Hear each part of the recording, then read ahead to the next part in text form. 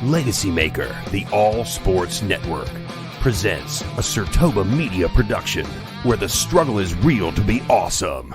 5, 4, 3, 2. The wait is over.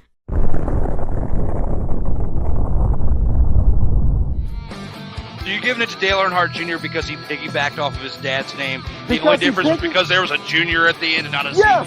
Yes, and Okay. because the fact is, Drew. Point with, oh my God. I had Miami Heat winning last night. I was upset too when they lost. That's with you because of the fact of what you. Get your popcorn ready. It's time for the In or Out sports debate with your hosts, Michael Bish, Cody Stewart, and Drew Willingham.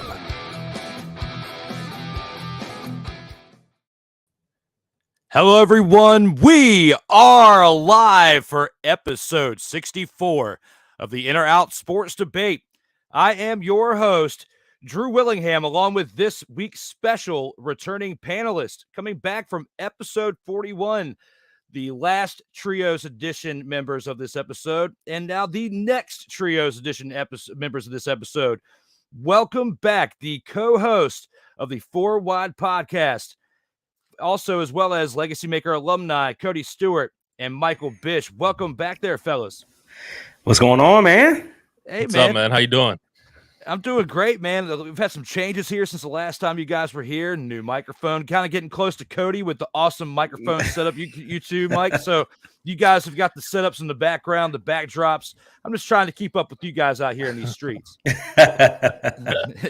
Listen, man, I'll tell you what. I'll say I'll give the cool points to y'all for the microphone. I haven't got me one of those yet. They glow in the dark, man. They're sweet. I mean, it's awesome. Like, it looks like Cody's does multiple colors. Mine only does the red and black, but that's the In or Out Sports Debate colors, so it kind of blends in well. There you go, man. It was an accidental find on a Black Friday deal. I can't get upset at that. Yeah. So, but guys, we're here for episode 64 of the In or Out Sports Debate. We've got one thing that we've got to acknowledge, like we do in every episode to start, and that is the Vault of Fame. Acknowledge me.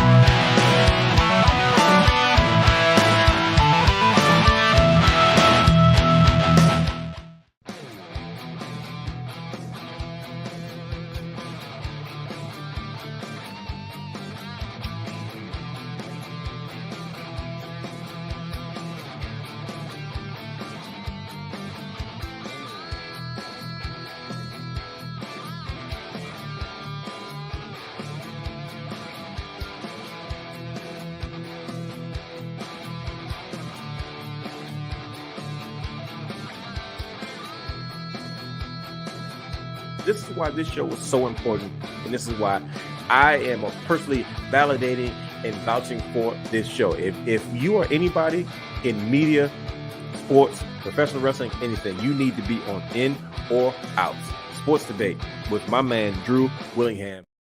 And that's right, you guys. That is the Vault of Fame commemorating the past 63 episodes of this show. You can check that out here on the LegacyMaker Sports Network on Facebook, Twitter, Instagram, YouTube, LinkedIn, the new TikTok channel, and all the latest on LegacyMakerSports.com.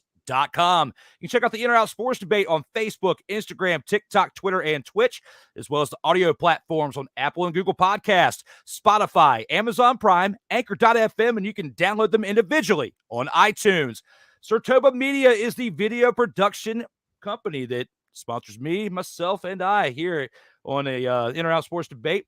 Facebook, Instagram, Twitter, and YouTube coming soon are the handles. You can check it out in SIRTOBA.com for the latest, which I need to update when I get a chance. We are here for episode 64, the very special holiday edition, here with Michael Bish and Cody Stewart of the Four Wide podcast, here for the Four Wide Edition 2.0, live here on the In or Out Sports Debate. Welcome back, guys.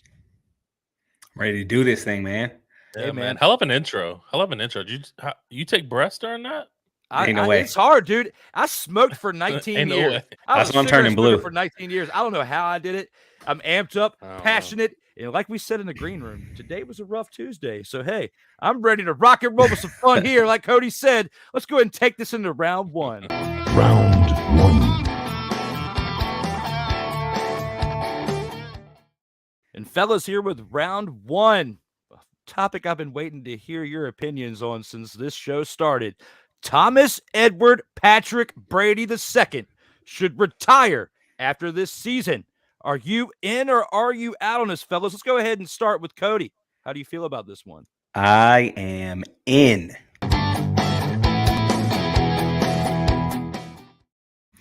Look, we know Tom Brady, the best quarterback to ever do it, the GOAT in the NFL. We understand that. But at some time, and it didn't look like it was ever going to happen, but at some time, Father Time comes and takes that ability away from us all, no matter what sport you're playing.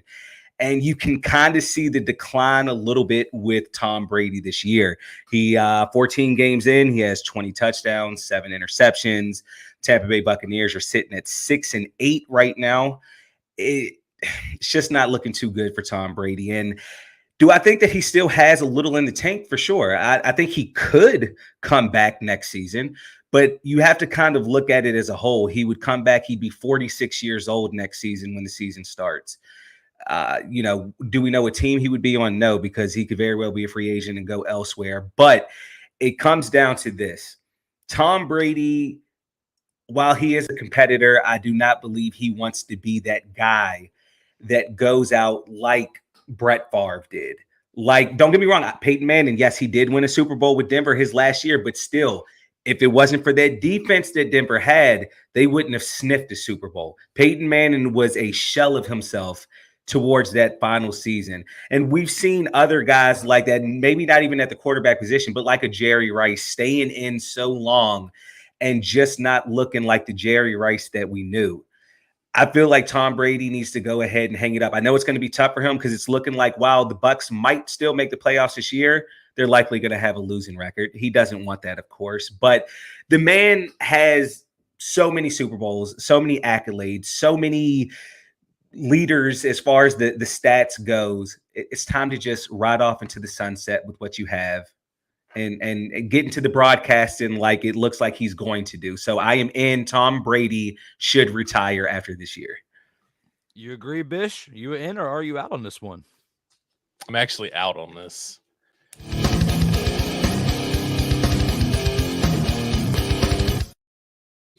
I think Cody brought up some really good points in what he said. Obviously, Tom Brady has been a winner his entire career. And right now, it doesn't look like he's going to finish the season with a winning record, but they will make the playoffs.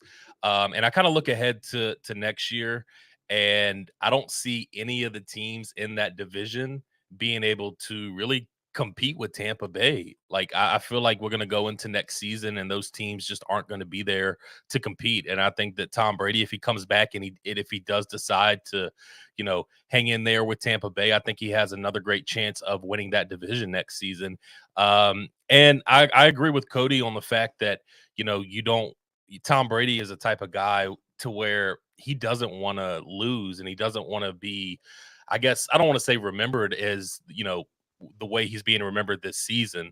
So I feel like I feel like he should just give it one more chance because it's just been not a good season for him. There's been a lot of injuries to that team, especially on the defensive side of the ball. They can come back healthy next year and they can bring back some talent. I just think that he should stay. Like it's going to be hard for Tom Brady knowing the way that he finished out this season. And listen, he had a lot of stuff happened in his life this year that no doubt affected him. Like I, at one point, was worried about Tom Brady, just his physical, the way that he was looking in his face. And, I hate to bring that stuff up because, that's everybody goes through hard times, but it's just the truth. And this has just been a really tough year on him, period, even outside of football. So I don't think that Tom Brady wants to walk away with this sour taste in his mouth. And I think that he may give it one more chance. I think that he should give it one more chance. Now, granted, doing that, you're taking the risk of having another season like you did this time. But if you look over his career, this season is an anomaly for him. So if he can come back and, play at a high level next year or think that he can play at a high level, I think that he should. You guys bring up really great points on both sides. Cody's in, Mike's out. And when it comes to speaking about Thomas Edward Patrick Brady II. I'm so conflicted. I'm so conflicted here because you both bring up great points, but I'm going to stick with where I've been this whole time. I'm in. This team this year has been a roller coaster of a team. They're 6-8. It's definitely been a roller coaster year all year. And for them to make the playoffs there, Bish, they're going to have to win out these next 3 games. It's going to definitely be tough to do that when you've got the Cardinals, which we already know they're a dumpster fire this year. So that one will be okay. You got the Panthers, who have been a dumpster fire throughout this year, but they're picking up a little bit of momentum here ever since Baker has left, and they're starting to find their way a little bit, it seems like. Not to like really make any noise or anything, but to maybe knock some teams off who really don't have a chance. You got a chance to knock off the legend Tom Brady from going to the playoffs. They're going to have something to play for when they play on New Year's Day when the Panthers go into Tampa Bay. It's still going to be tough for that to actually take place for the Buccaneers to lose that. But I give them a chance at, potentially losing that game there. Winning at Cardinals, losing potentially with the Panthers. And that puts you right there at 7-9. And then you've got the Buccaneers going to Atlanta, which, of course, has been a dumpster fire with Marcus Mariota. We already know how that's been going throughout this season. Tom Brady, 45 years old, has definitely had a historic career. And Snowman, if you're watching, which you potentially are because I see you in the comments, I'll acknowledge you here at the middle of the show. But when it comes to Thomas Edward Patrick Brady II, he is the best quarterback of all time. I mean, you argue Joe Montana, but he has had the greatest run of a quarterback, no matter how he got the first 3 Super Bowls or not. Okay. So when you think about his statistics, and I was one of the greatest critics for such a long time, but you've got a man at 45 years old, despite an offensive line that's fallen apart. You don't have the same weapons that you once had. And I'm not saying that AB was a big, part of why they are the way they are right now. They've lost other key members of the defense and the offensive line as well, whether it's injury, free agency, retirement. The case, and Gronk was a big part of that as well. So when you lose all these different pieces, of course, it's going to affect you.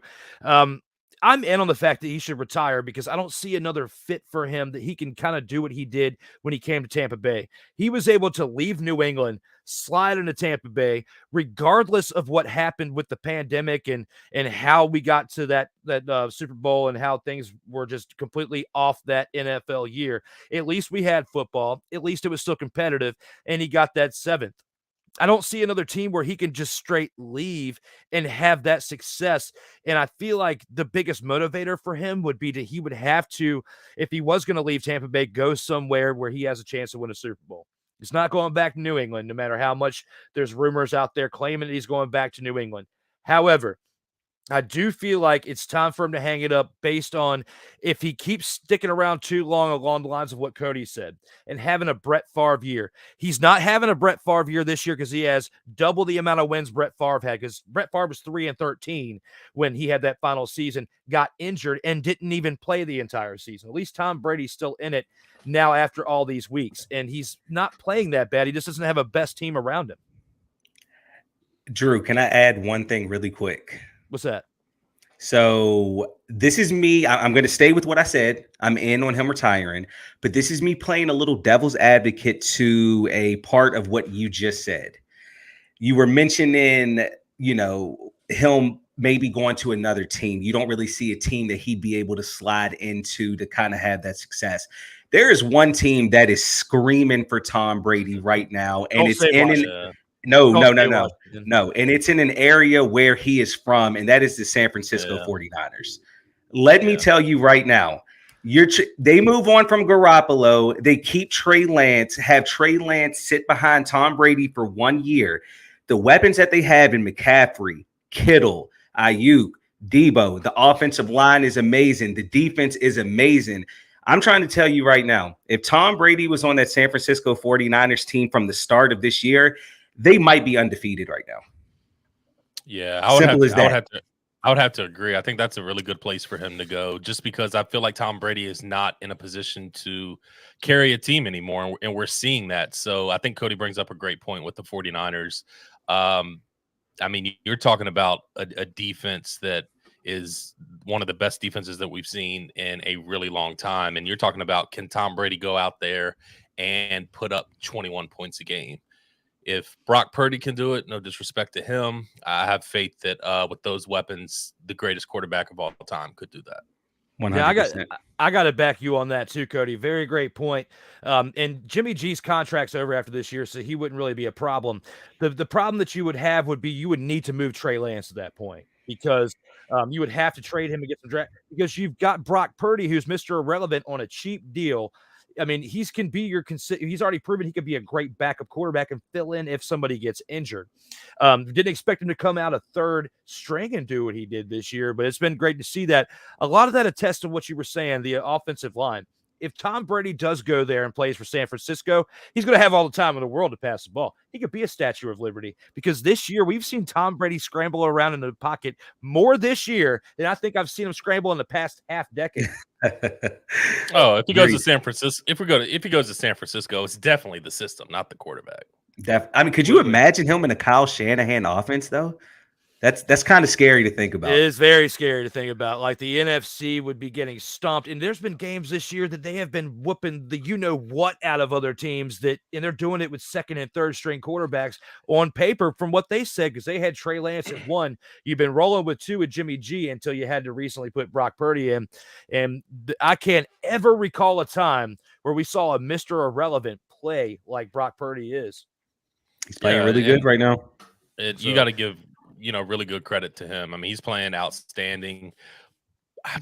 Right now with Brock Purdy, though, I just don't think they're world beaters on offense. He's playing good.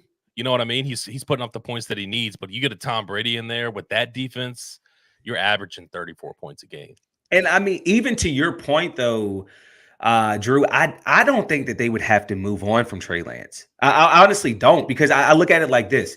They drafted Trey Lance in the first round, a year ago or so, right? Like they gave up some draft capital to get up there and get him.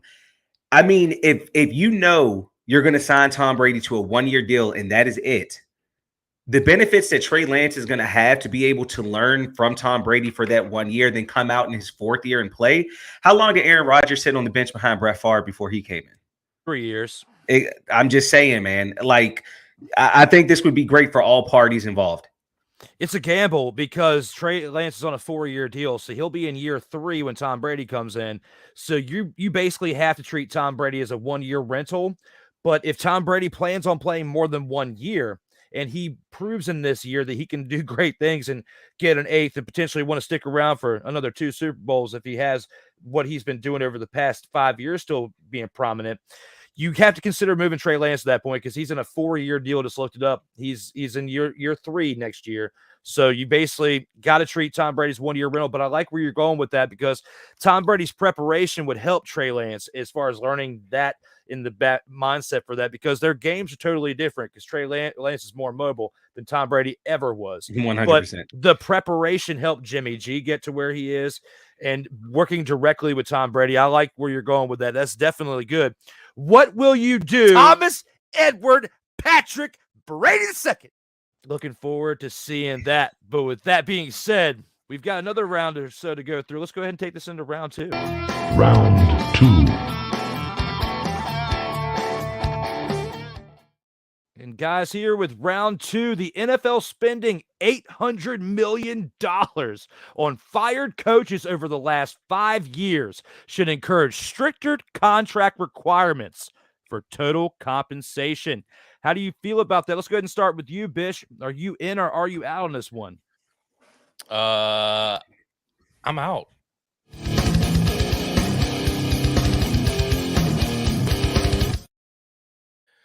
I personally feel like when you hire a coach, you're bringing that coach in because you have full confidence in him. Obviously, you think that coach can take you to the promised land. Same way you do with when you draft players and you sign players in general. You think that they can contribute to you winning games. And obviously, being a head coach is huge in the NFL. I mean, that is the guy for the team. Like that is the head guy. So I just personally feel like if the team feels like that they're investing in them or that they are investing in them and they feel like that, that is their guy. they come up with the contract, right? So whatever is in that contract that you build up and whatever is guaranteed, it's really up to the team in general to decide what, how all that stuff works out as far as what this person gets paid, what they don't get paid. I mean, to me, if you don't want to have to worry about paying that coach, if I don't know, I just feel like if you go into it and you're thinking about really like what would happen if this coach gets fired, or if I have to let go of this coach and how much I would have to pay, they probably shouldn't be your coach. So if you, no offense, Cody, but the Giants, I don't know the exact numbers, but listen, the Giants have a great head coach now. In my opinion, I think that he is really good for that team, but they have gone through some head coaches and just coaches in general. And, whatever they paid, I don't know the exact number, but, that's on them. And that's not just them. That's for the Carolina Panthers that you had on the screens, for any team. You invested that money into them. If you don't want them to, I don't know, just do better if you're worried about that and paying over, like, hire better coaches. It's just simple for me. Like, again, it's the same thing with players. Like, I don't know, just hire better coaches. Like, I don't know what other way to put it. Like, that is up to you as a general manager. Your job is to hire the best coach possible. If you have to fire that coach, obviously they're not doing a good job, but it ultimately comes back to you as a general manager. Okay. How do you feel about that, Cody? You agree? Are you out or are you in on this one? I'm out on this.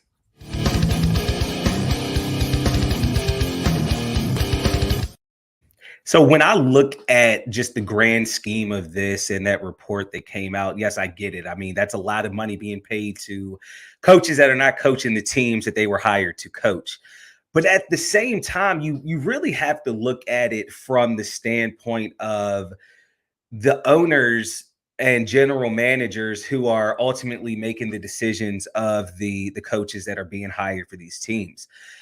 You brought up the Giants. There were two former head coaches on that graphic that you had that were with the Giants. That was Pat Shurmur and Joe Judge.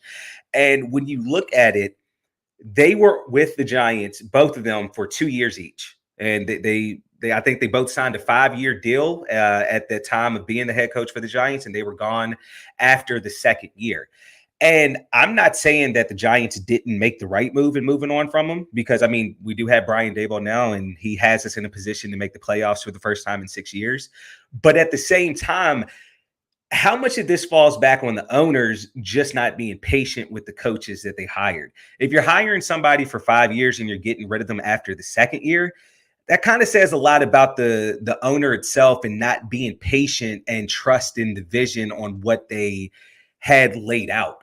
I just kind of feel like we see this in the NFL nowadays, and not to really take the topic away from coaches, but we see it with quarterbacks, especially young quarterbacks that are drafted.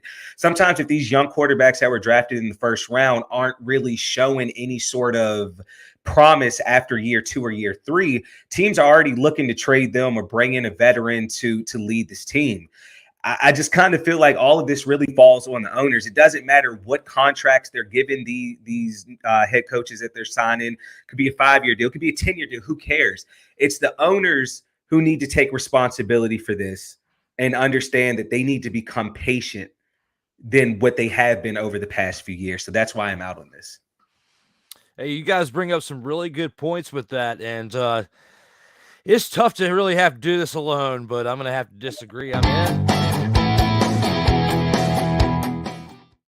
You guys are putting so much faith in these owners. Look at my owner. Look at Dan Mother-Fathering Snyder, okay? The worst owner of all time. And look at my arm here. I've got the REDSKINS on my arm. It is a horrible travesty to see what Dan Mother-Fathering Snyder is doing. And he's going to sell that team, and hopefully to a great owner, and hopefully do great things and change the name, okay? Change it. I don't care what it is. It doesn't have to go back to what it was. It could just be something better than the Commanders, because I've been calling you the commies ever since you changed to the Commanders, okay? Back to my point, all right? Yes, you do lead probably the cap space for your team, Cody, for the Giants having those two coaches and Judge and Shurmur on there, okay? It's tough, okay? Especially with Judge with what he's owed and then with Matt Rule in Carolina. Okay. Washington's made some bad moves. Luckily, Ron Rivera has been great and a great part of rebuilding the culture within the locker room, at least. Maybe not in the front office, but Washington's lucky to be where they're at with the record of where they're at, considering everything that's been going on behind the scenes throughout this offseason and literally probably the past 50 years before Dan Snyder. There's been a lot going on that has been coming out ever since the social media wave going on. But I'm sorry to get animated, guys. Just when I think about $800 million, so close to $1 billion, and owed money to people who are out there. Some of them are working and already getting or double dipping, getting paid in other jobs. Some of them are playing golf with their thumb up their rear end and not doing anything and just enjoying the perks of getting paid. And to me, like, I feel like the management of a team, when you think about Jim Irsay, and he got busted with the back in the day, okay? And you think about what he did, the DUIs and all that stuff or whatever, that's not great judgment of a team. When you think about Dan Snyder having pretty much an underground sex club in his office or whatnot, that's not great for your team. And that's just two teams that have come around during the social media era that have told us what's been going on behind closed doors. There's been stuff going on behind closed doors, probably in Philly's locker room at some point, Mike, probably in New York's at some point that we don't want to admit.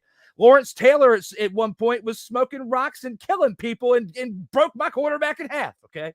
So when you think about everything in a nutshell, these management teams need to do a better job at recruiting. And like you guys both brought up the point of the general manager. You both brought up great, solid points with it. I'm not trying to disapprove of what you guys said, but for the sake of the debate, and for also my team having the management style that they have, I have to be in on this. All right, so let me ask you, and this might be putting you on the spot a little bit, but do you have any idea of what a stricter policy or a stricter contract, what that would look like for these owners given to these head coaches? Okay, this is my favorite stipulation that I thought about earlier while in the shower for this topic. I had a feeling one of you was going to do this, okay? When you think about the contract structure, and the biggest problem that I have is if you're not with the team during the next season. Let's just say, for example, you sign the contract this year and you suck so bad that you've got a 5-year deal and you can't even go into your other 4 seasons. Whatever seasons you're not there, if you get fired, you don't get paid for those 4 seasons. Like, what's the point of paying somebody if you're not there to do your job? I get it if you get fired during the season, go ahead and compensate you, kind of like a severance package if you get laid off from your job. Except for you're not getting laid off from your job. You suck so bad that I'm firing you, that Vince McMahon is stomping into your office right now and saying this. You're fired. You want to tell me that you deserve to get paid for sucking, and this guy coming into your office and saying, "You're fired." What? I can't fathom people getting paid for not doing their job. But like, so, all right, I just want to ask this real quick. Shouldn't this be all the way around then? Shouldn't this be the same for general managers, for players, and so forth? I mean, how much dead cap space do a lot of NFL teams have based off of players that were cut after the 3rd year of their 5-year contract, and now they're playing with a whole nother team, collecting a paycheck from the team they were cut by and the team that they were just signed by? So, I mean, I guess I understand the topic for sure. That's $800 million. I guarantee you that's a lot more than the dead cap space combined for all 32 NFL teams. But I'm guessing it should be stricter contracts all the way around for everybody who's putting that pen to paper. No, you're absolutely right. That's just my direction with it. I feel economically and cap-wise and for the health of the league going forward, so that way it doesn't look like America does when it seems to certain debts, that it would be better managed that way, because you're spending money on, like you said, players in other positions as well, general managers who don't deserve to get paid, yet they're getting paid to do nothing but with their thumb up their rear end. Yeah, no, I agree with Cody. I think it should be like that way all the way around. I think the trouble with that, or the roadblock that would be ran into, would be with the Players Association. I don't think they would ever go for that. So I don't know if that would ever come into an agreement. But I mean, in a perfect world, I would say yeah, because I mean the Broncos. I mean Russell Wilson will be a free agent tomorrow. So it needs to be more incentive based. Is basically where I'm getting at. It's like the incentives are to as a coach, your first year you should at least. If the team was like 1-15, you got there, you should at least reach 5 wins, or 6 wins. I've never dug into like coaches' contracts. Are they do they get guaranteed money just like players as well? I think the whole contract is guaranteed. Yeah. Oh, wow. Yeah. I mean, that would explain the $800 million. So, that's like, if I'm not mistaken, when the Panthers fired Matt Rule this season, and then he went ahead and he signed a contract with Nebraska to become their head coach. I believe part of his contract with Nebraska was Nebraska essentially buying him out from the Panthers. Like Nebraska had to send Carolina money because, I mean, I think if I'm not mistaken, he signed like a 7-year, I don't even know, like $80 million deal or something with the Panthers, and he only lasted like 2.25 seasons with them. So there was a lot of money still left on that contract that I think Nebraska had to kind of buy out. So I don't know, man. It's crazy. $800 million is a lot of money, and we're talking about. I'm not taking anything away from coaches at all. I know that they're the ones that help get these guys ready, but like these aren't even the guys on the field like giving their body up. $800 million and basically fire coaches, that's a lot of money. Here's something to kind of throw in with what y'all were saying. The Panthers, when they fired Matt Rule, had 4 years remaining on a 7-year, $60 million contract. Frank Reich, who had just signed a contract extension in August of 2021, has 4 years remaining on his contract, and he gets paid $9 million annually. That's $36 million to do nothing but just chill. John Robinson of the Titans general manager staff has 4 full years remaining on his contract that he had just signed in February. He just got fired as well. And when you think about all that, and then Pat Shurmur, who was fired in 2020, had 2 years left on a 5-year deal. He had 3 years left on a 5-year deal, and Joe Judge has 2 years into a 5-year deal. Same thing, like you said. So yeah, it's wild, and that's the reason. Part of the reason for that $800 million right there. So, guys, we definitely touched up really well on that take. Let us know in the comments how you feel about that. But before we go to round 3, got some breaking news.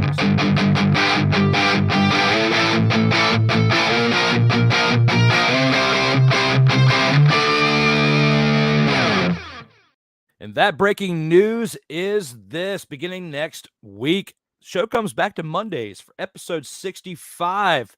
Starting next Monday, December 26th, In or Out Sports Debate, episode 65. Joey Raymond returns. We'll be going live at 7:05 p.m. Eastern here on the LegacyMaker Sports Network. We are back, though, for episode 64 of the In or Out Sports Debate as well. Let's go ahead and take this into round 3. Let's talk a little more football. Round 3.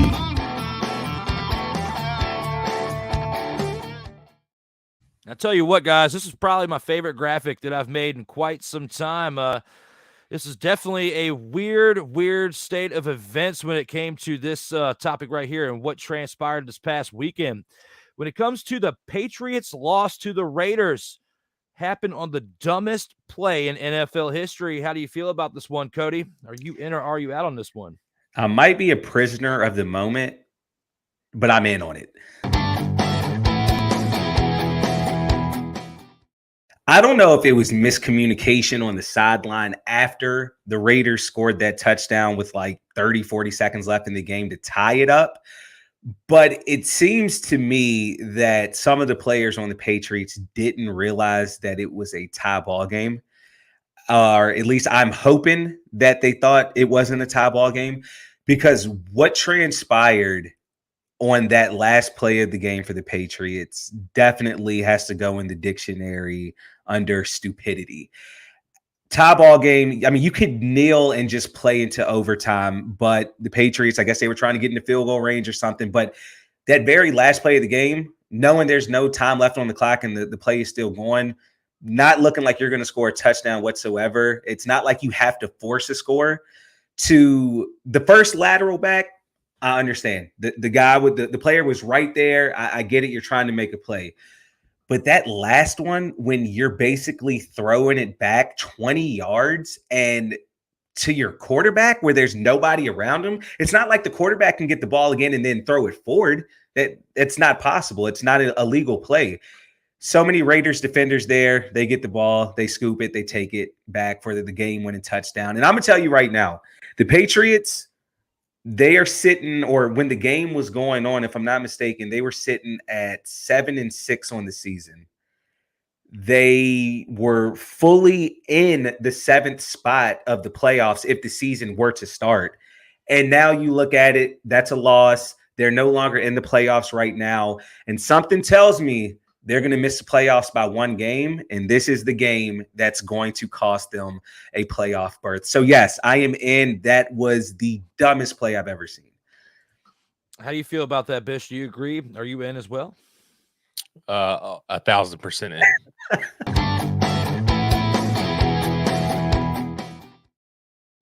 Man, I've watched a lot of football. We all have, and for me, I don't think that there is any play out there that even comes close. At least ones that doesn't come to, that don't come to mind for me. Like there's some that do come to mind.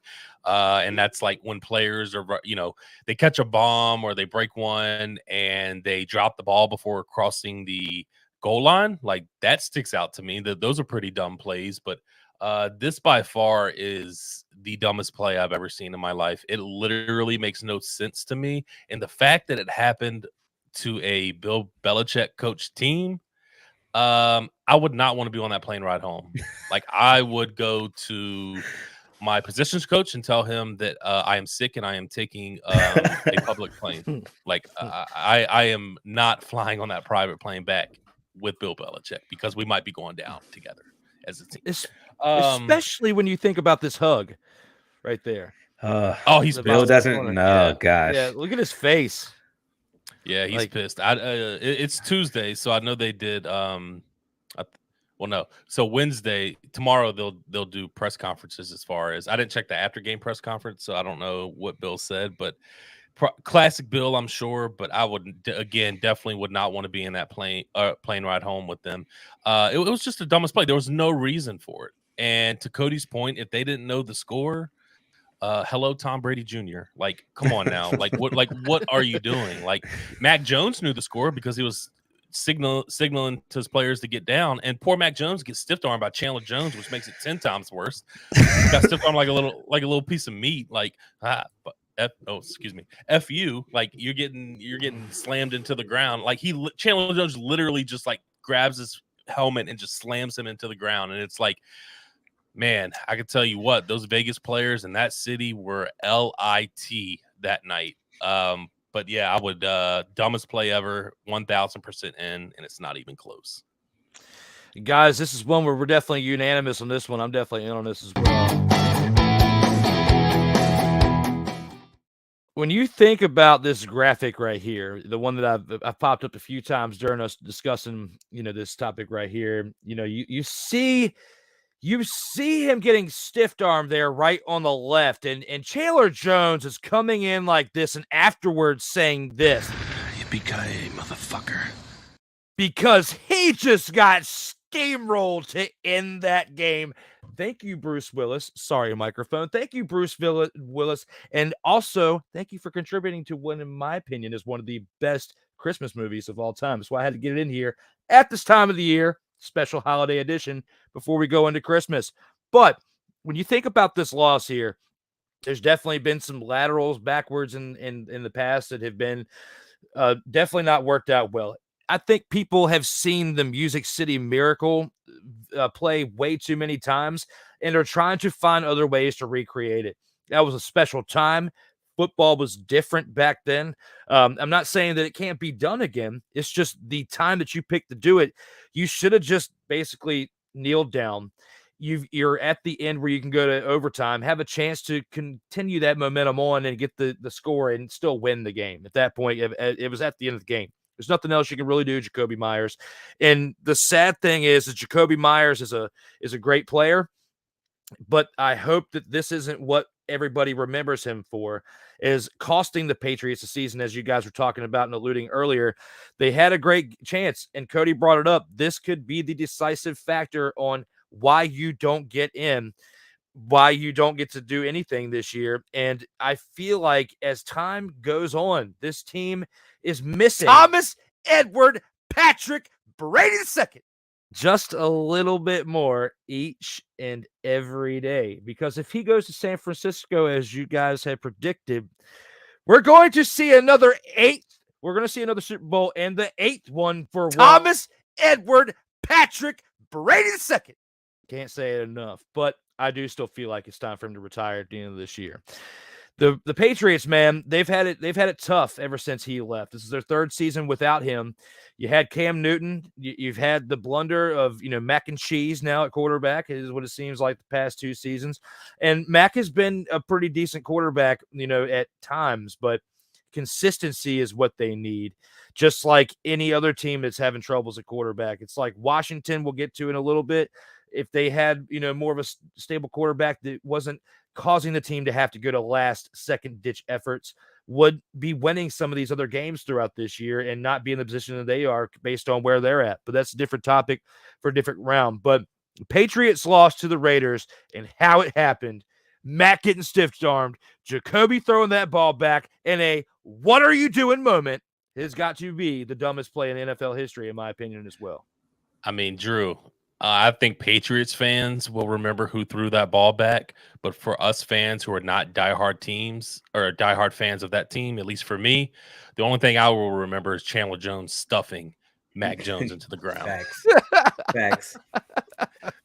It definitely was a great play, and that's why when I was putting this graphic together, I was laughing so hard at that play because I can't remember another one that is just you're just getting manhandled that bad. I mean, there's been other great plays, and we brought up LT earlier and how he broke my quarterback in half, but that was brutal, and even that's not something you want to go back and look at. That play from this past Sunday, I could go back and watch that over and over again with Mac Jones sitting there with his legs spread out, just like looking baffled at what in the blank just happened. So, but guys, we've gone through 3 rounds. Before we take this into the comments from the fans, gotta show a little promo of what's been in store here lately.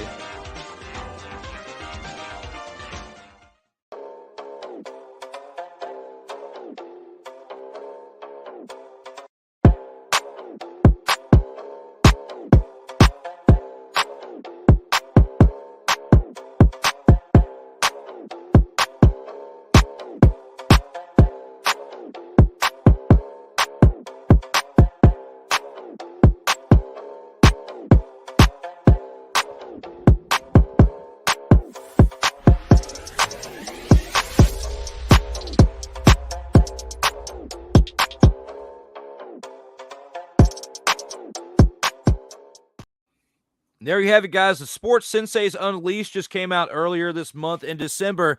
You can usually find it on Mondays at 1:05 p.m. Eastern on the SDM Sports Radio Network live, re-syndicated on the LegacyMaker Sports Network on the evenings of said day. Gone through 2 episodes so far. Next week, however, will be a week off for the show for the holidays. This is the day after Christmas, so we'll be gathering back up on the 2nd of January, the following Monday.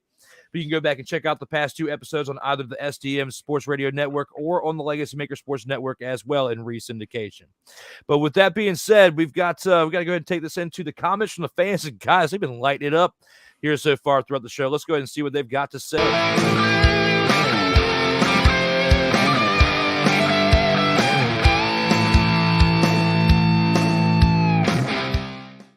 And here with the comments from the fans, let's go ahead and get this started with the first comment. As I was saying it earlier to you guys, Ike doesn't give a fuck is back.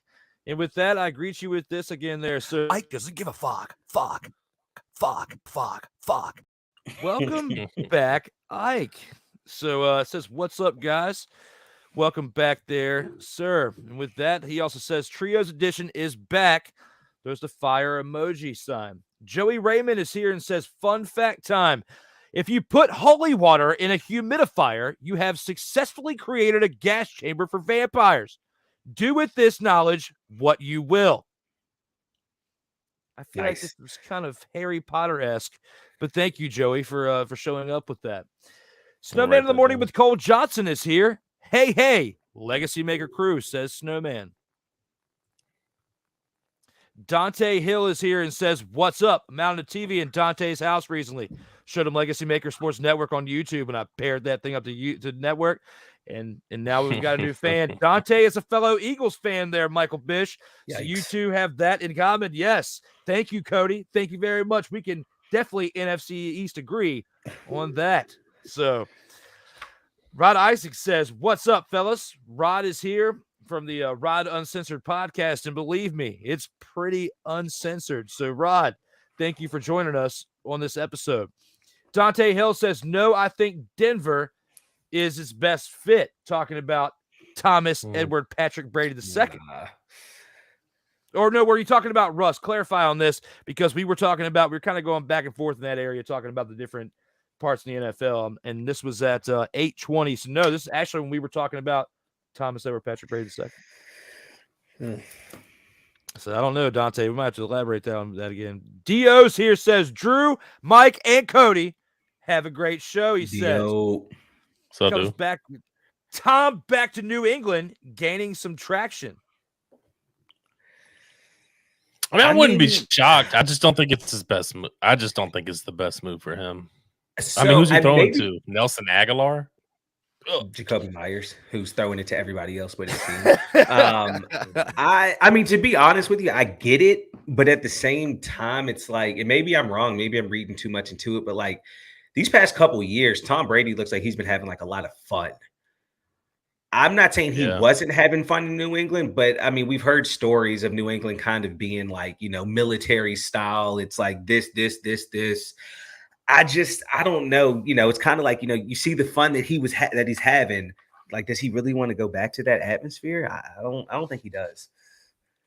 It is gaining traction in the media there, Darrell, but it's like what Cody said. It's like, do you want to go back to that military style that Bill Belichick isn't going to give you any special favors? He tries to treat everybody equally on there and try to get them to be a part of the same regimen.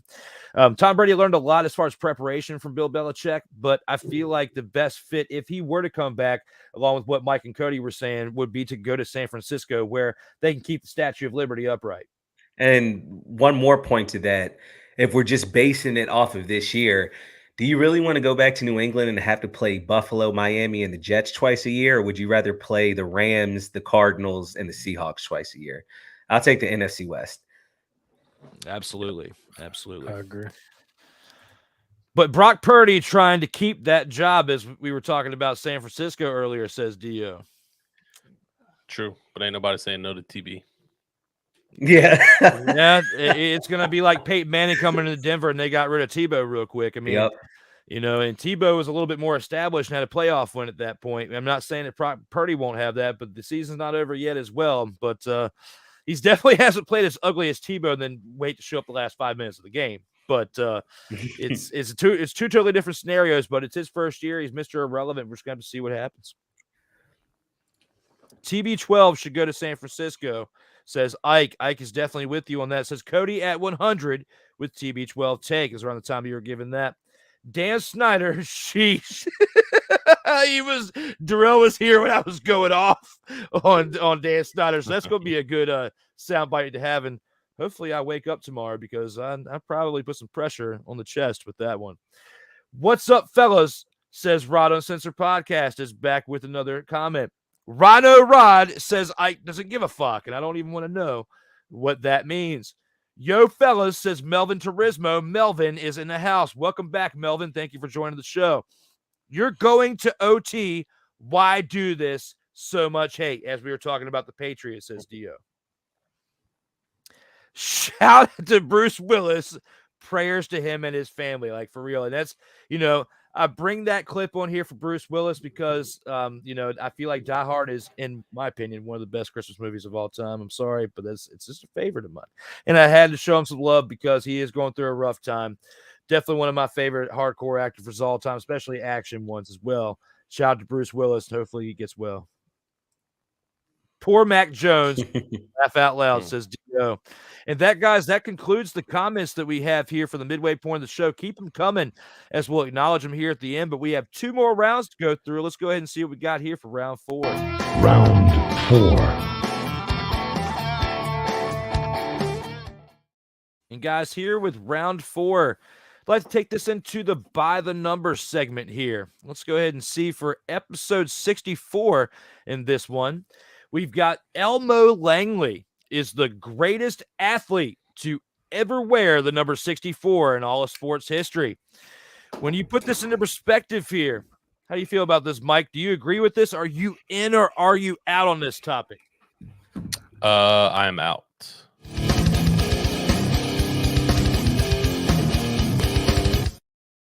Not gonna lie, I had to do my research on this one. Couldn't think of a lot of players that rock that 64. Obviously, the first thing that came to my mind was offensive linemen in the NFL.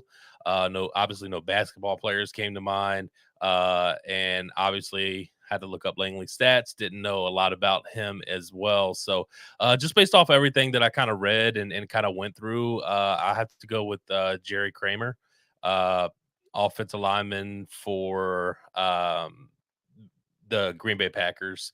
I mean, his stat line is just ridiculous. More so his accomplishments. I mean, 2-time Super Bowl champion, 5-time NFL champion, obviously before the Super Bowl era, 5-time first team All-Pro, 2-time second team All-Pro, 3 Pro Bowls, NFL 1960s All-Decade team. I mean, come on now. He's in the Green Bay Packers Hall of Fame.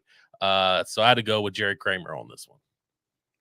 Okay. All right. It's not a bad take as well. How do you feel about this one, Cody? Do you agree? Are you out on this too, or are you in with Elmo?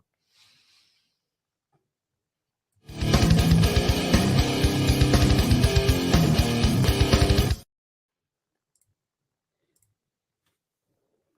think Cody's on mute. Because there's really not much for me to say on this because, of course, as always, Michael Bish takes my answer. I was going to go with Kramer myself for everything that that Mike said. I mean, just looking at him, seeing the all-decade team, just a true pro. And I mean, again, this is nothing against NASCAR. This is nothing against any other sport, but just knowing back in the day how tough it was in the NFL. Really, it almost seemed like no rules was going on. To be able to play that long and, you know, to have that career, it speaks volumes. So, I mean, I know.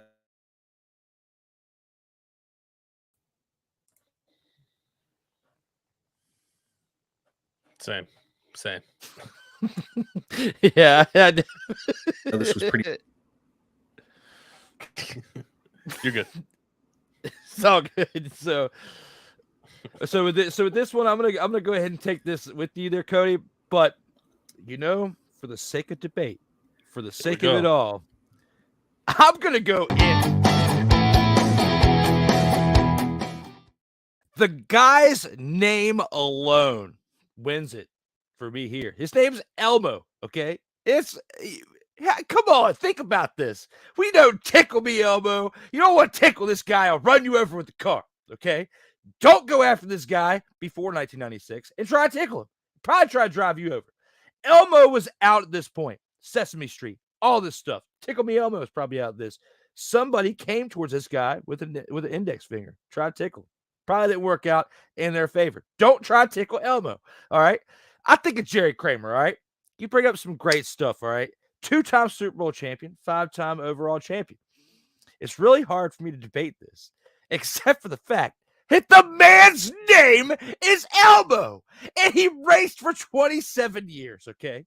And it's not like he sucked. It wasn't like the last guy, was it Curtis Turner that I threw at you guys in 41, and I was trying to say that, and then Bish is coming at me with Richard Petty, who raced 2.5 races in the 41, and trying to say that he was better than Curtis Turner. No, Elmo has a great name. It is a American-made name, I hope. But I'm just saying, Elmo, number one in my opinion, and for the sake of debate, I'm in. I think you win that debate. Sure. I think you win that. I can't top that. I mean, who cares about accomplishments? Like seriously, It's all about the name. Dude, I'm totally wrong in this Love take. Like that. I'm Love that. 100% wrong, 1,000% wrong with this take. But for the sake of entertainment and maybe a TikTok video, I had to just go with Elmo. I had to do it for Elmo. Rest in peace, there, Elmo. So with that, guys, we've gone through 4 rounds so far.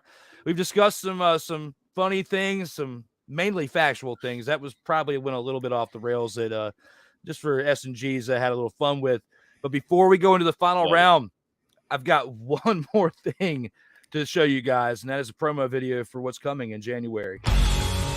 LegacyMaker, the All Sports Network, presents a SIRTOBA media production where the struggle is real to be awesome.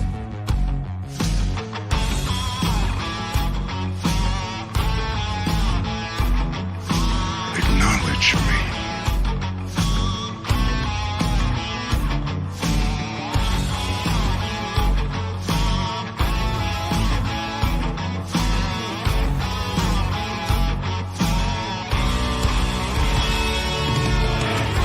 You should know your role and shut your mouth!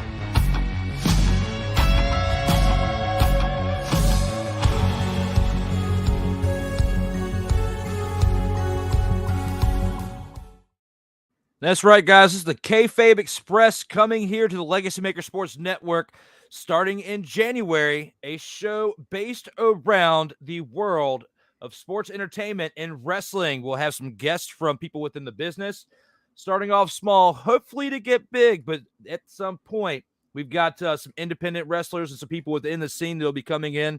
We'll be giving some updates within the world of professional wrestling as well. And you guys can be chatting with us live as we go live during that time frame and let us know what you want to have show up on the show. So this is the Kayfabe Express coming to the LegacyMaker Sports Network in January. That's awesome, man. Thank you, my man. It's definitely, you yourself, definitely a fan of professional wrestling, and you having a young son, definitely been able to incorporate him with that. And I got to say, it was definitely cool for you to get him, Cody Rhodes, to send that video to him for his birthday. It's probably one of the coolest things that I've seen as far as a performer of that stature do for someone else who reached out to him. Definitely, you did great, and there's anybody that deserves, a professional wrestler of that stature to come and actually give a message. It's definitely to you and your family. Congratulations for that. Appreciate you, bro. As well. So, man, I look forward to that show, and hopefully maybe I can get you on there at some point to talk some wrestling. But Definitely. right now, we got one more thing, guys. We got one more final round to take this into, and a topic that I know you guys have been burning at the bits to talk about. Let's go ahead and take this into final round. Final round.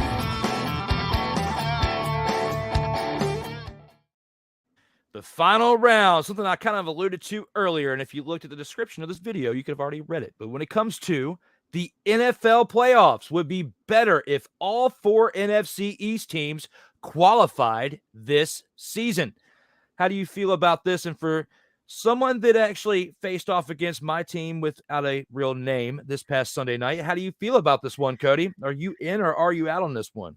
Hear me out. It would be a great story, but I'm out.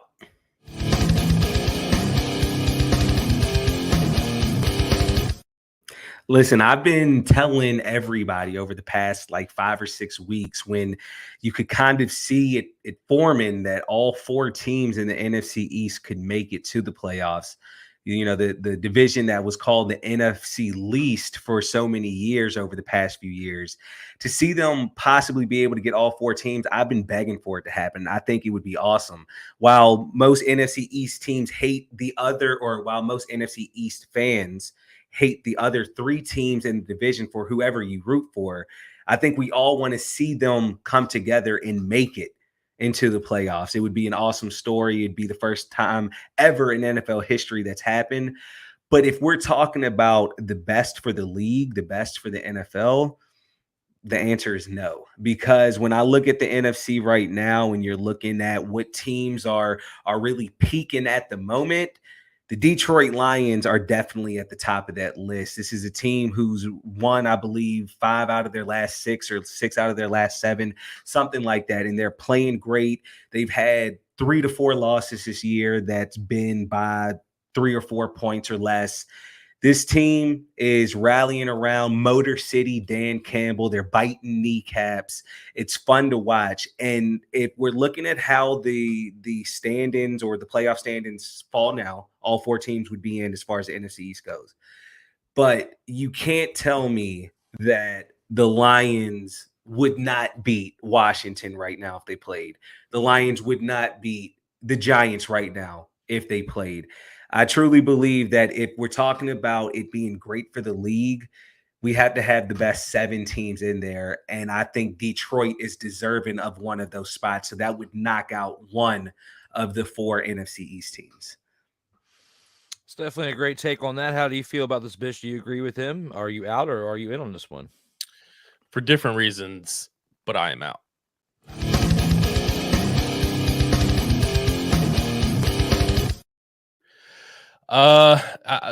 Cody brought up great points. It's something that we have heard for the longest time now, and that's the NFC least.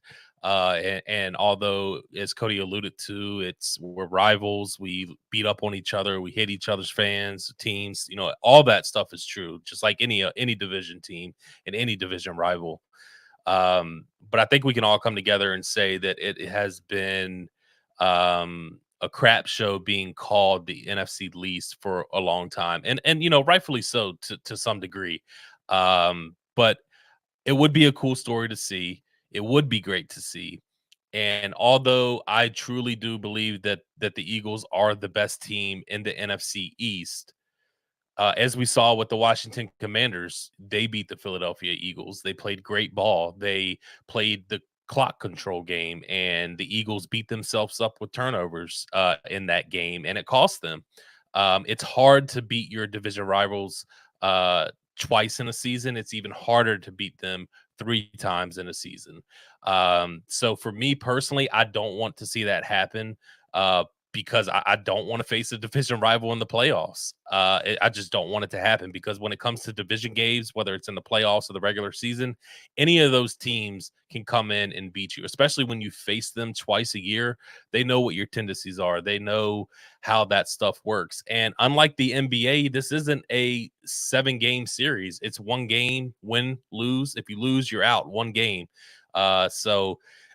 It's any given Sunday type of moment, so me personally, I just don't want to see any other team in the NFC East for that. I mean, no offense, but I don't have a lot of faith in the Commanders. I just don't. Giants are a different story. I think that what Dayball has done with that team, with the injuries that they've had, has been really impressive. But in general, even if the Commanders were to get in, I don't want to see them either. So that's the reason I would say I'm out.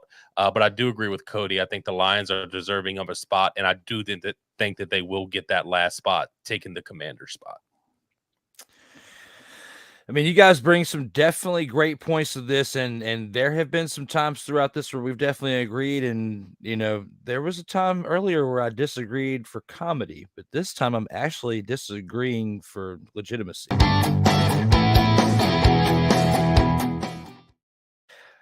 When you think about the NFC East, you think about where they were a year, 2 years ago. The old saying NFC least was coming about, and everybody was talking smack, because if the team from the NFC least came in, they're going to be thumped in the first round. This is what it was, whether it was the Cowboys or the Eagles. I mean, the Eagles haven't been the same since they won a Super Bowl last time until this year. Okay, this year's been different, but when you look at the years after their Super Bowl, they weren't the same team. They were struggling to find an identity. You had the Carson Wentz debacle, finally got rid of him, going to Indianapolis, and we already know what happened with them coming to Washington and everything else. You got New York. You went through the coaching. They're already paying 3 head coaches for the next few years, and they've only got 1 of them. Okay. Then you got, of course, we already know everything publicized within Washington. I don't really have to go too far, because I've already damn near had a heart attack during this show just talking about this team. Okay. But then when you think about, of course, Philly, New York, and Washington, just our teams, and then you have Dallas, it really sucks to be a Dallas Cowboy fan. Like, I would much rather be a fan of any of our 3 teams, even ours with our heart attack like years, because I feel like out of all 32 teams in the NFL, Washington probably leads in the most cardiac arrest within their fans for watching these games, because you're in it, you're not in it. You're in it, you're not in it. And in the end of the game, you have a chance. And then Brian Robinson gets called back, touchdown, because Terry McLaurin checked his word, make sure he was lined up right. And the ref said he was lined up right. And then they called him offsides. So I still give the credit to the Giants. You still played well. You deserve to win. Washington shouldn't put themselves in the position to even rely on that to get back into the game. You should have already been tied at 20, okay? You shouldn't have been going for the tying touchdown. But had the ref known what he was doing, instead of smoking moon rocks or whatever he was doing to not know where he was at on the line, then I don't know, guys. I can't really explain it too much more in depth. But if the day the season ended like my fellows here were talking about, we would have all 4 teams in the playoffs. I am in for the simple fact of it would be historic. It would be great for the fact that we had a division that was getting so much hate in the NFC East. They were calling the NFC East, and now you have potentially all 4 teams combating against each other. Look at your team there, Bish. You like the Phillies, okay? And you saw what they did. You have the Mets. You have the Braves. And in come the Phillies, smacking that rear end and going to the World Series. Now, are they going to get back next year? Probably not, with what the Mets have done, with the moves that they've made. The Braves have lost some pieces. Even though I'm a Braves fan, I don't see them getting remotely as close as they have this year or even last year with the World Series. So when you think of everything in a nutshell, when you compare those things, yes, it's awesome to see multiple teams within the division because it shakes it up so bad. You're scared because your team has that lone loss against the Washington team, formerly known as the Redskins. I'm sorry, brother, but if we face each other again in the playoffs, deja vu, you're getting knocked out. And you want to say what you said about Washington is because in your back pocket, you're scared of Washington. Taylor Heineke drinking beers on that airplane, getting ready to knock some sense into the Philadelphia Eagles. Bring me back up on the screen. Okay. So I'll tell you this. If that happens, if we face the Washington Commanders in the playoffs, we'll put 40 on you. And I will book that. If we don't put 40 on you, I'll buy you a 12-pack of beer. Your choice. They're going to be stone cold Just beers. saying. And I don't want Cody to roll his eyes because that's already happened. So, anyways, it's all love, brother. It's all love. It's all love. But no, I meant what I meant. Really did. I meant what I said. It's just hard. Division games are hard. I don't care what the records are. I just don't. They've always been that way. In my opinion. You're lucky that I didn't get off work early enough to clip that part out of Legacy on Fire when you were looking at me like I was smoking crack when I was talking about Washington was going to be the team that's going to upset some teams this year. And what happened, Bish? Your lone loss. You lost to the Commies. That was a good win. I have nothing to say on that. I mean, I can't. It's an L. It's an L. Hey, bro, I'm just trying to make the playoffs for the first time in 6 years. All right, that's all I'm trying to do. All right, will we lose by 30 in the first round? Sure, but guess what? We made the dance, baby, and that's all I care about right now. That would be the best thing to say. Saquon would be what carried you there too. Yeah, the way it's set up now, I don't think the Giants would lose first round. We would play San Francisco, so never mind. Yeah, exactly. So also, I was thinking y'all were gonna get Minnesota, but never mind. If it was Minnesota, I feel more comfortable, but we would still lose that. But no, yeah, it's the NFC Championship game is going to be the Eagles versus the 49ers. Everybody knows that. And that's actually going to be a really good matchup, and it's going to be like the best offense of the league against the best defense in the league. So it'd be definitely a great match to see. I mean, I get animated, and I do it just to entertain these fans, but you know, unless the Cowboys upset the Eagles in the playoffs. Come on, Jacksonville, man. Like, and no matter what people say, you got Jacksonville that with that loss right there. You should not. Hey, Jacksonville's going to win the AFC South. They're coming. They're coming. I'm telling you, they're going to win the AFC South this year. Like, it's 3 games left. They're going to win it. That last game against the season, against the Titans, that's going to get flexed to Sunday Night Football. The winner of that wins the South. The Jacksonville Jaguars are going to do it. Book it. I agree. I agree. I mean, Minnesota's going to the playoffs, but nobody should think of them as a threat until Indianapolis. Does anybody bet? Does anybody bet here? Because if you want to earn some really good money, probably not now because the odds aren't in your favor. But if you put 2 interceptions a game for Dak, I mean, you could win some real good money because like you just might as well book that. No, listen, it does. I mean, he threw 2 interceptions against who was it? I forgot, Texans. But was it? He did, but it was another game too, and they were struggling, and then they scored like 30 points in the second half or the fourth quarter. Oh, the Colts. Yeah, I mean, so he threw picks in that. So I mean, whether he wins or loses, the Cowboys win or lose, he's going to throw at least 1 pick, at least 1. So he's had 4 games with multiple interceptions. The first one against the Packers. Yeah, the first one was when he threw 3 touchdowns, 2 interceptions against the Packers November 13th. He threw 2 interceptions against the Giants on November 24th at home. Don't remind me. He threw 2 interceptions when playing the Texans and keeping Lovie Smith and the Texans in that game for the majority of that game, so the Cowboys barely pulled it out at the end. Yeah, and then this past week, he had 2 interceptions against the Jags. So he's thrown 8 interceptions within 4 games of that stretch. He has 11 since he's come back in total, and he leads the NFL in interceptions since he's come back. I think it's just weird because it's not. I'm not the biggest fan of Dak, obviously, but he doesn't throw picks, so I don't know what's going on. It's definitely been a wild year for that, and that's why, like, if the Cowboys make the playoffs, I feel like, and you were talking about if the Giants made the playoffs there, Cody, like, you probably get thumped in the first round. I don't think it'd be as bad as the Cowboys because, you were like, you've had these games where you've been smacked around. I mean, of course, the biggest one we saw with this past weekend was, of course, the Colts with that 33-0 lead and then giving that up, to Minnesota. And that's good for Minnesota to be able to come back, but you're not going to have a game in the playoffs where you're down 33-0 and have a chance to come back. For sure. That exposed Minnesota. I mean, Minnesota's been getting exposed throughout other points within the year as well. Even in games that they've won single-handedly to me. But that game in itself put the final nail in the coffin to tell me that Minnesota's definitely not going to be a threat in the playoffs. Like, if the Giants face Minnesota in the first round, you're getting a win, in my opinion. I'll take it. All right, let's make it happen. So, with that, guys, we've definitely taken through the 5 rounds here for episode 64.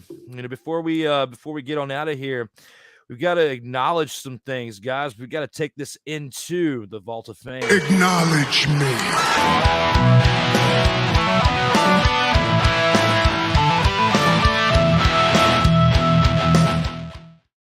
And that's right. For the 3rd time this year and for the history of this show, Michael Bish is now a 3-time Vault of Fame inductee with his appearance here on episode 64.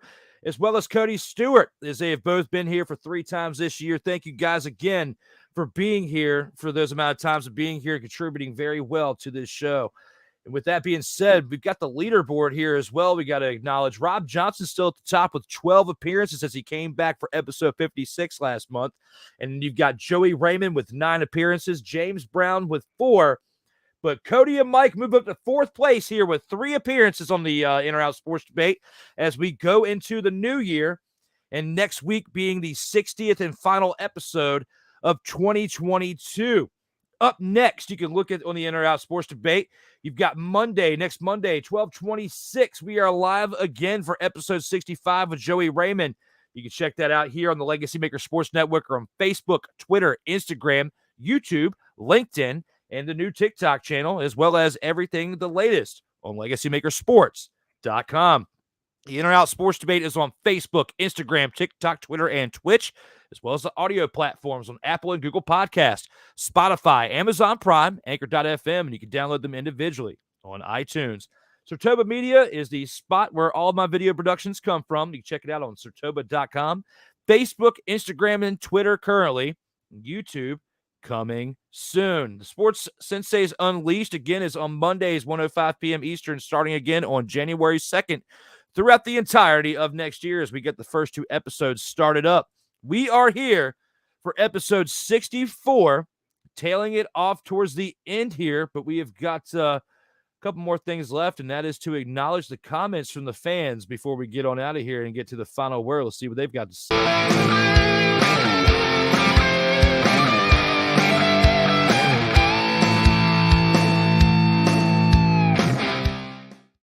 And when it comes to the final comments from the fans, when we were talking about that by the numbers segment here, of course, we've got one person who's excited about those comments.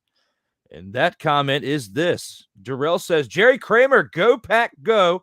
Greatest number 64 of all time. And that of course he said that. Fun fact, part 2, all vampires keep their money in a special place. It's in a vault at the blood bank. Joseph says, and Ike says, laughing at that, are you drinking tonight? Joseph says, Melvin. And the last comment is, I wish I was drinking, then I might have a valid excuse for the things that pop into my head. LS, I'm just here living life. There you go, Joseph. Thank you for the comments. We got to rush it on out of here. But before we do, we've got to get the final word from our guy, Mike Bish here.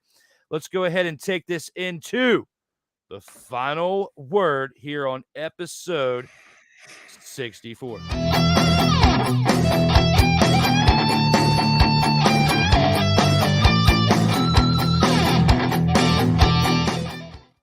Before you roll on out, my man, what's your final word before you got to get on out of here for episode 64? Nothing, man.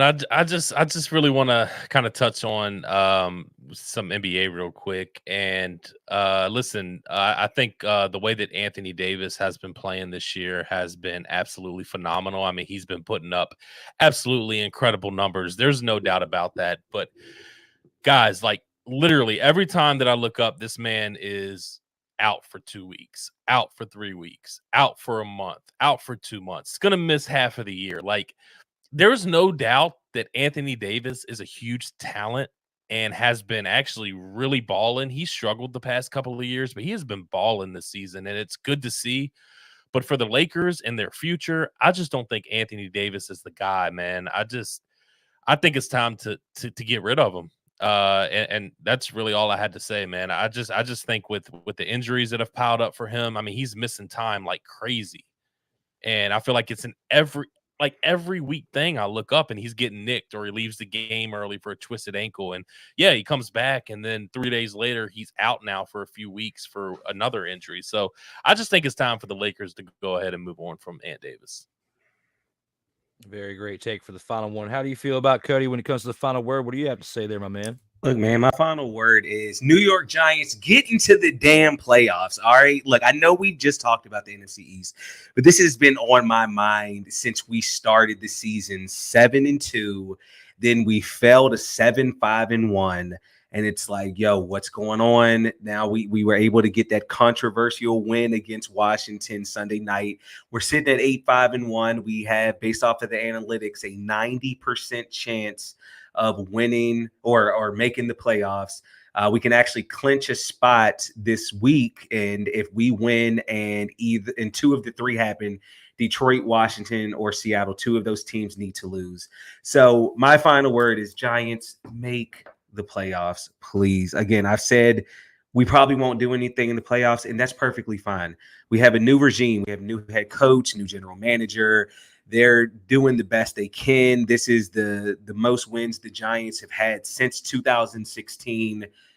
I just want to taste what the playoffs feel like because it's been 6 years. My son was literally 1. Okay, he was 1. He doesn't even know what was going on in that game. All right, I need the Giants to make the playoffs, and we go up from here. So New York Giants, handle business. The end. A great final word from you too there, sir. You know, we've covered a lot here in this episode 64, and there's some other sports things that I could definitely go into. But for the sake of the holiday, I kind of want to take this into some holiday spirit.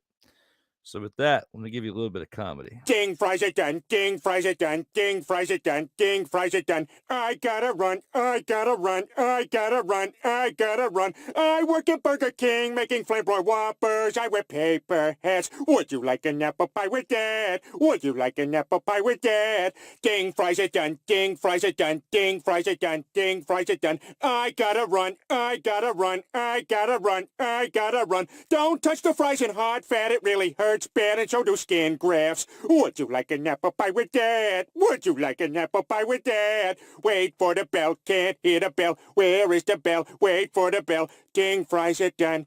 Ding, fries are done. That was the closest I could really get to like some Christmas-esque music besides a little bit of some background music right here by the one and only Curtis Blow. Christmas rapping is here on our way out with my final word here on the In or Out Sports Debate. Thank all of you, every single one of you who've been here every single week since April for 59 episodes throughout this year. Your boy here appreciates it as I rock the Snoopy holiday shirts with the old REDSKINS on the shirt. To my guys, Cody Stewart and Michael Bish, who were here for episode 64. Thank you again for returning for the third time this year. We got to take this into one final thing, and that is a badass outro. For Cody Stewart, Michael Bish of the 4 Wide Podcast, I am Drew Willingham. Thank you again for always tuning in.